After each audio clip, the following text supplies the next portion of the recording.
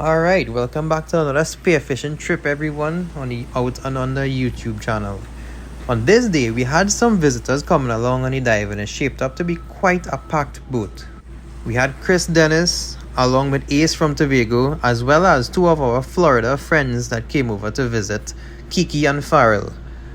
And if you ever wondered what it would look like when 5 freedive instructors go out for a fun day spearfishing, this is it. We spent a long part of the morning driving some far distance to get to the first spot, and even though the spot was far, what made it even longer was the fact that the conditions was not so good. The water was a little bit rough, but we were kind of forced to go on this day, so we had to make the best of the conditions. We took a good while to find a spot that had enough life worth hunting, and on this first spot we dropped on this area as a bit of a warm-up, in around 50 feet or so.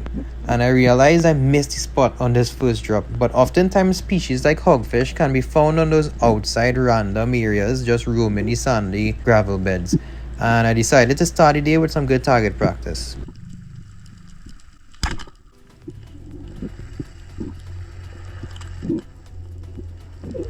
It's always good to get a nice decent fish early in the day to set your shooting and gear confidence in check before going further and into other spots.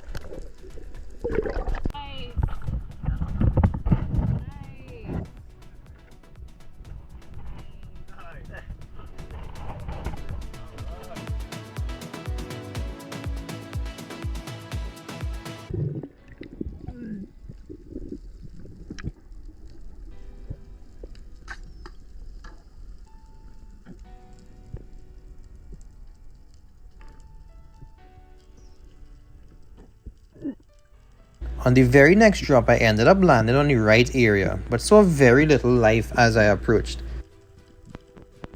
Then, as you can see, a nice mutton snapper came up to investigate, and just like that, 2 great eating fish on the boat.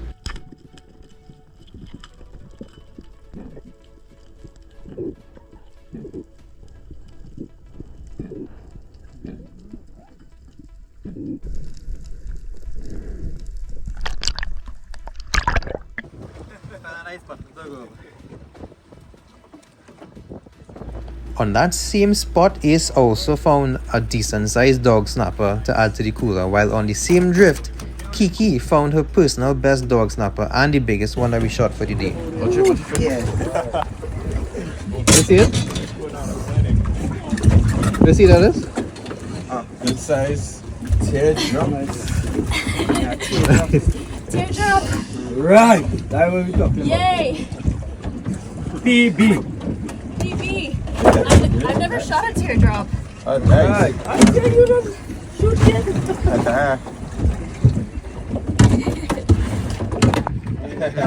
Wow! Alright, this is the biggest fish. Wait. While driving to the next spot, we saw some structure below and I decided to make a drop to see what it was down there. A lot of nice reef but no life, and a small barracuda ended up showing up, and these are the best eating size for many people, so I figure I'll at least make the drop worthwhile and take it.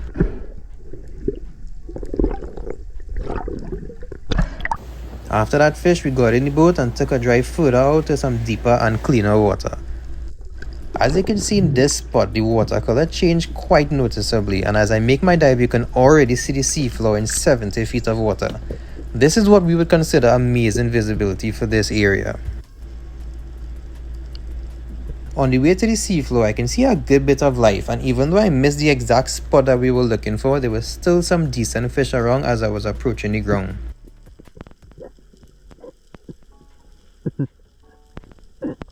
You can see here mutton snapper gives me a good shot and I hit him. However, if you watch closely, the shot was a bit too low and sadly the fish ended up ripping up. It happens time to time to all of us and it's surely something we do like to see. I knew there was a lot more life in that spot, and considering I didn't even hit the spot yet, we decided on another drift. This was my chance to redeem myself.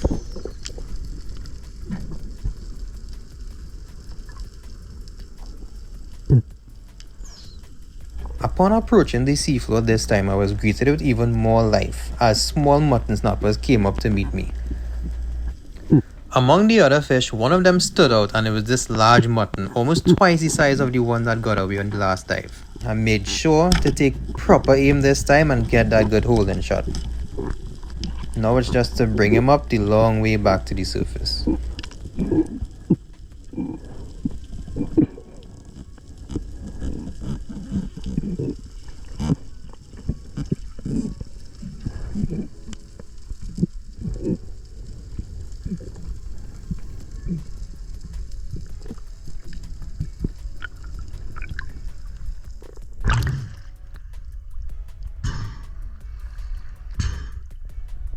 Plug him good.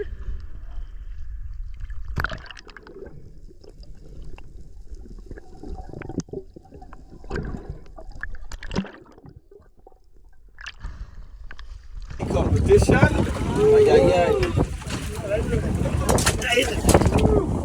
Nah. First prize right there. Oh, Let me know. I tell you no. You could watch it yourself. I tell you. Is it open? Yeah. Just slide on it. Put all those. I register the sites in my brain. It close. Yeah, they got there. Deep, Yeah, it's a How camouflage. deep is that? Right on that same drift, Ace got a large hogfish and shortly after informed me of something special he encountered down there.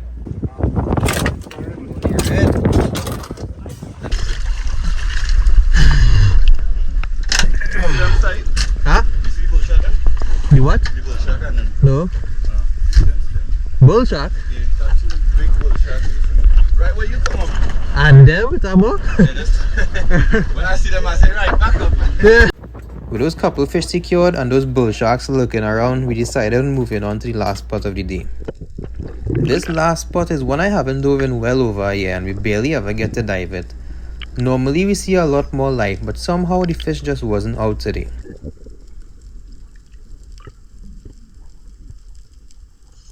Upon arriving the reef, I saw quite a few barracudas floating around me, many of which are out of the frame, I can't see them.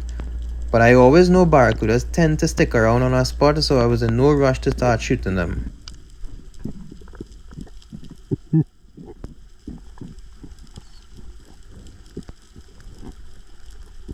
If you know me, you know I love a yellowjack, and the moment I spot one, it's game over for him.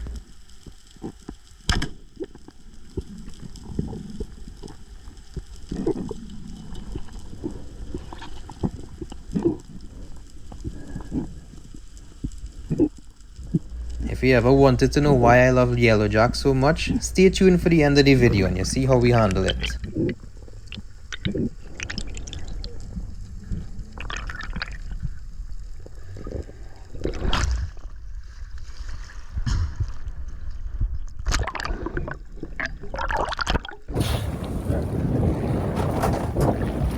Nice.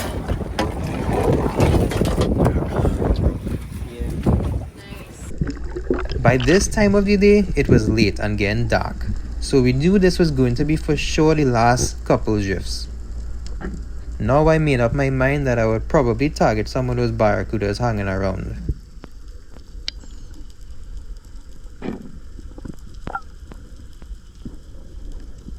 Upon approaching the spot again, there was one barra in particular that looked a much healthier size than the rest, and that was the chosen one. A solid kill shot once more.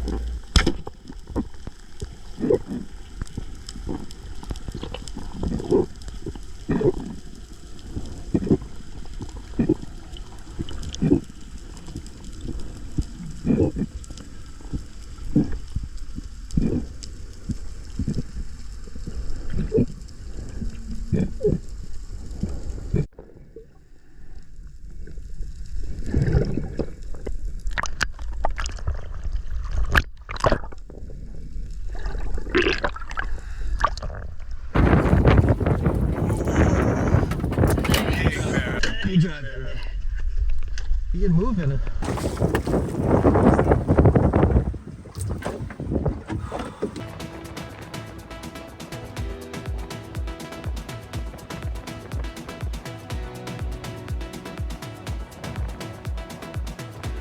Ace also got another Barracuda on that same drift. Lego, just Lego. Lego.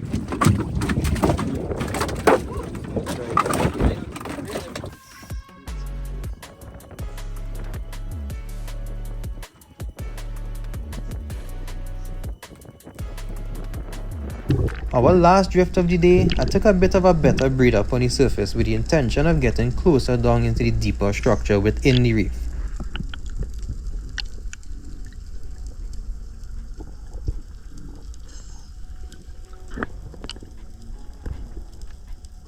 When I got down there, I searched a bit to see if I could find a snapper or a grouper, as I know this spot to have some large ones.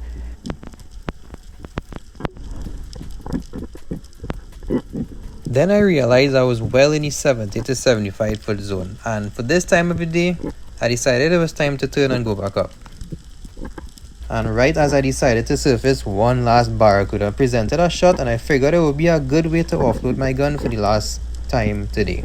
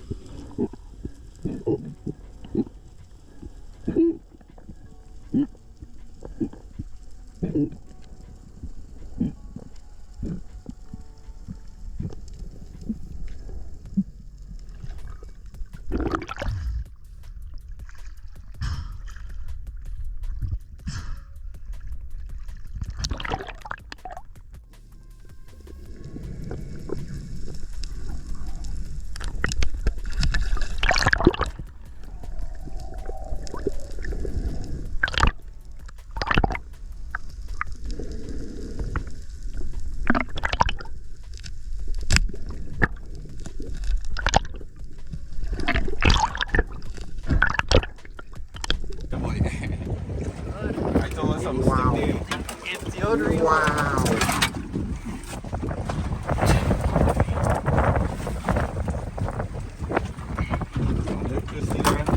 Imaginary cougar. Next one.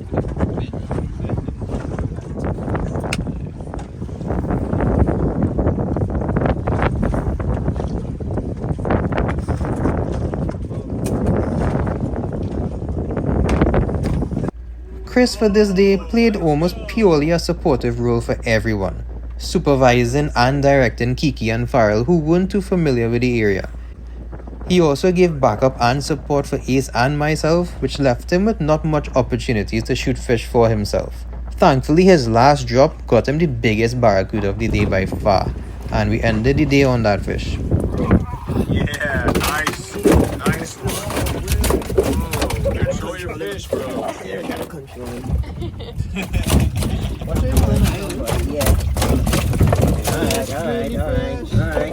Alright. You're already dead. I not stick it already. Why didn't you bring him? Yeah. You gotta go next time. You wanna hold him? You wanna hold him for the clips up? Surprise line. Nice.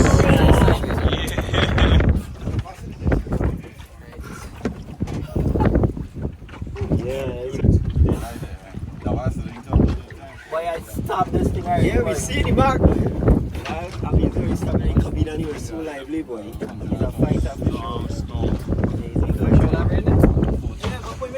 Yeah. He's a fighter. Oh, yeah, that's a Barracuda. This is a high shape. Yeah, Chris, that's my Barracuda, Chris.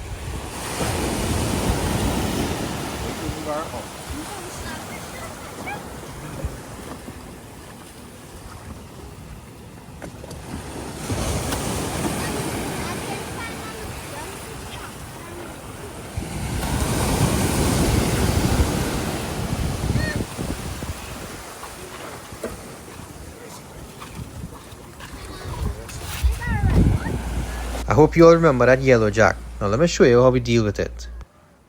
Alright guys, we'll start careful out on that. We have a nice yellow jack here to fill it up. So we're gonna use one side for raw, for sashimi. Clean him up nice. Check him out. I don't want a fish nice and fresh, look at that. See how the color's looking? So let it go.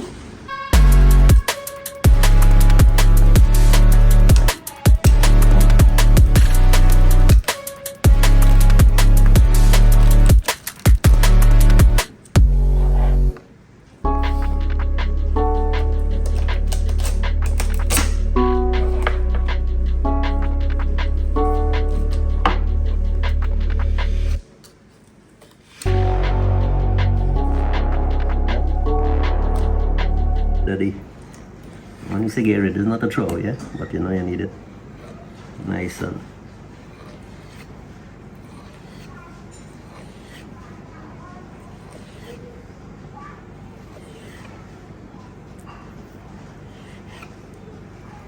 I wanted to know why we go after the yellow jack so much. This is why.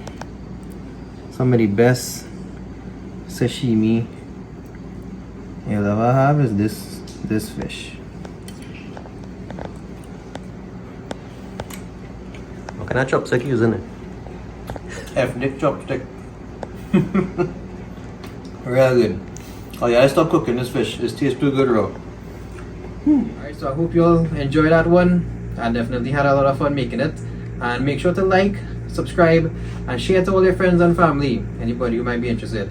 And for those of you who are already into spearfishing, I want to get some better results, or if you want to get into spearfishing, come check us at the store. We have all the best gear to get the best results, as well as the courses and classes to teach you how to use those gears, and also to get the best and the safest results. So, I'll catch you all in the next one.